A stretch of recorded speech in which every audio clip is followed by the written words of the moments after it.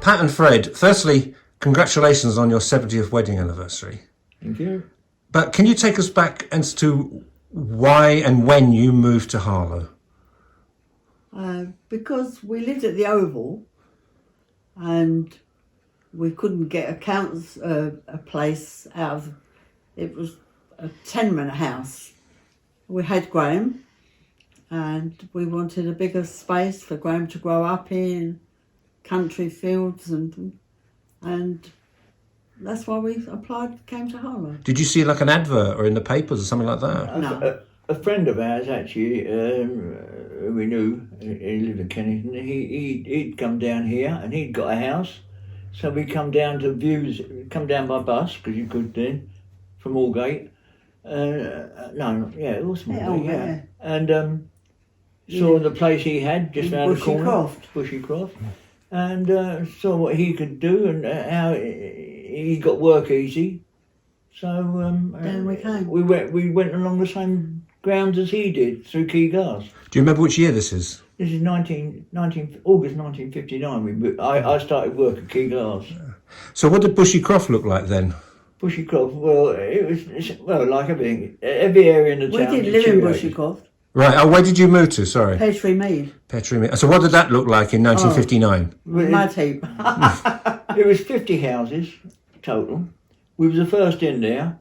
There's no pavements, no telephone boxes, back gates that continuously swung because nobody, because we was the first in there, all the back gates swung. Yeah, so I cried for 3 months. Did you? Why? I wanted to go back to London. I was a Londoner. Which your sisters were there. And, but then after 3 months, and I didn't like Fred working double shifts at Key Glass. So it was hard, and but I got used to it, and then you couldn't do an hour's overtime at Key Glass. You had to do 8 hours a shift, so that meant work 16 hours on the trot. That's a long time. It is. You go out sort of, and you're back indoors. You sort of you snatch a few hours sleep, something to eat, and you're back at work again. But you, Fred, were involved in sport as well. Can you tell a little bit about that? Well, yes, I played for Harlow. I played one game for Key Glass, and the chap, and I told him I was leaving. So the chap who run Key Glass football team got on to Jack Kavanagh, who ran the Harlow team. He was the manager of Harlow team. He was also a housing officer here. And he come round to my house and said, would you like to play with me? I was 26 at the time. I thought, I'm a bit old for senior amateur football. He said no, and I played for him. But I only played for him for a couple of years because I didn't like going out on I used to work Saturday mornings overtime. Used to go from there to football. Used to get on the coach, go to a away game, and that team liked to have a drink afterwards. So I wasn't getting home till 12 o'clock at night on a Saturday night, which didn't suit me at all. I didn't like that. I all for the sake of an hour and a half football, I was out all day, and I didn't like that. And that's the reason I didn't play Sunday football as well a lot. And you, we mentioned Key Glass. Have you worked in other places apart from Key Glass? Yes, I've represented Costas at football because I played for them as well. That was about 1960 something. I worked at AEI till I was made redundant. Gilbey's, Standard Telephones. But Pat, where did you work? Well, I worked at Costas, and then AEI, but then I became pregnant, so I left Costas to have the baby, but unfortunately, the baby didn't live. And then I went to as a temp to DHSS, and that job led to 31 years. 31 years, and you were recognised, weren't you, for all your years? Was that right? Yeah, that's why I got the medal and the invite to Buckingham Palace. And how was that? And we spoke to Prince Philip. How about that? And what a fitting time to remember you actually spoke to Prince Philip there. Yes. Yeah.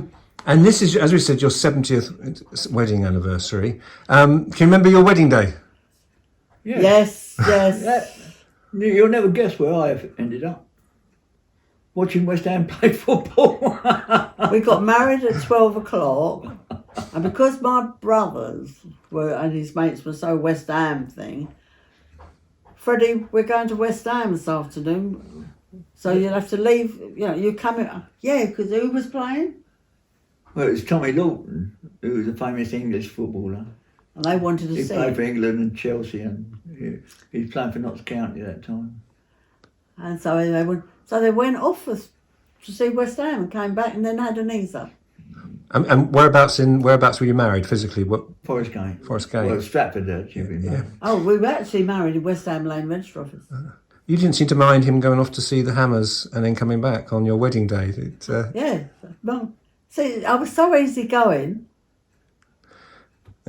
So what is the? We're going to ask this question, aren't we? That's 70 years later.